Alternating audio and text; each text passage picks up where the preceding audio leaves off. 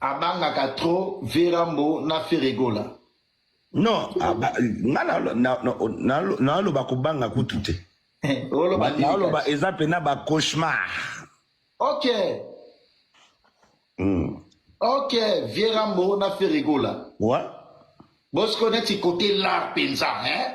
Côté l'art Yorobo. Toche Kofi Olomide, Toche Ferregola, Toche Sidiki Diabaté, Toche. C'est là s'il vous plaît. Toche africain, Congolais résident à Kinshasa et puis Congolais africain résident dans différents pays na bango. Tomandi nanu, Vierambo, Sidiki Diabaté, Ferregola, Nosbi. Les musiciens ont Fali Poupa. Dans les gosses, ils ont un classement à Bango. Tout le monde a vie. Tout le monde a vie à moi. Tout le monde a vie. Tout le monde a vie parce que déjà, on a vie à l'équipe. Donc, Bimi, c'est un vie. Ok. Très bien. L'on a vie, papa. Tout ça va combien. Ok, bon. Merci beaucoup. Merci. Tout le monde a vie. Pour y déjà l'équipe. Il y a un autre tout est dans l'on là. Ok, la bandine a Sidiki Diabaté. Du coup, on a battu tout Tangi. 4 on a battu Kali. Moutaliboso Sidiki Diabaté. Ok. Moutaliboso Sidiki Diabaté. Bon, mon ami balé. Papa, oebi ke Mikolo ti avant de voyager.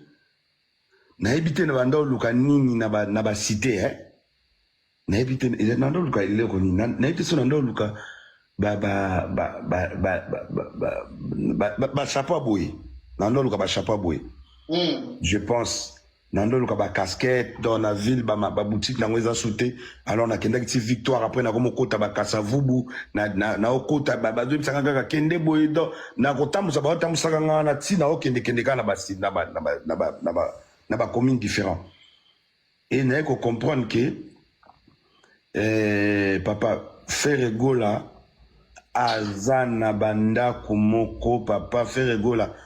Donc au moni ndenge biso to lando la sakaka ba montre Ferre ande na banda ko na ba immeuble. T'es là, ok, après Sidiki Diabaté, tu nous fais comprendre que après Sidiki Diabaté c'est Ferregola. Oui oui. Ok. Parce que na ndenge ya kisasa papa o ngamu na moni na koti na kendaki na victoire batininga na matoka samiti yakende. Wala baserosa laika na équipe na bino kuna. Awa kaka mois passé kaka. Avant voyager? Oui. Au moins banda kwa Ferre. Na moni banda kutema ba immeuble. Ok.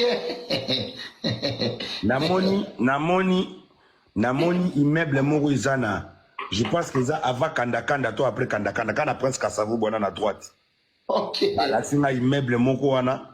Parce que au moni nga le bien ezana ngake au moni ba fanatique à faire bazana problème moko. Nga na kutana na ba fanatique à faire te ba banda ko finga nga to ba banda oset nga ba fanatique à faire ndeti ona kutana na bango wana. Babi yo bon. Ya to l'action immeuble à faire ta immeuble faire wana ta wana. Donc au lieu ba kende na nga attaque oh dis-moi eloko moko boye ba tanga rien na garer voiture na o kitapona kende consommer ba casquette na tala ba casquette de kuna ba bisinga babi papa o moni ti o makaka vie na yo tala ba biloko telemisa bon na salika assemblant na tara o yabi j'ai pas le temps na mais écoute ngai na ba mbimi na boma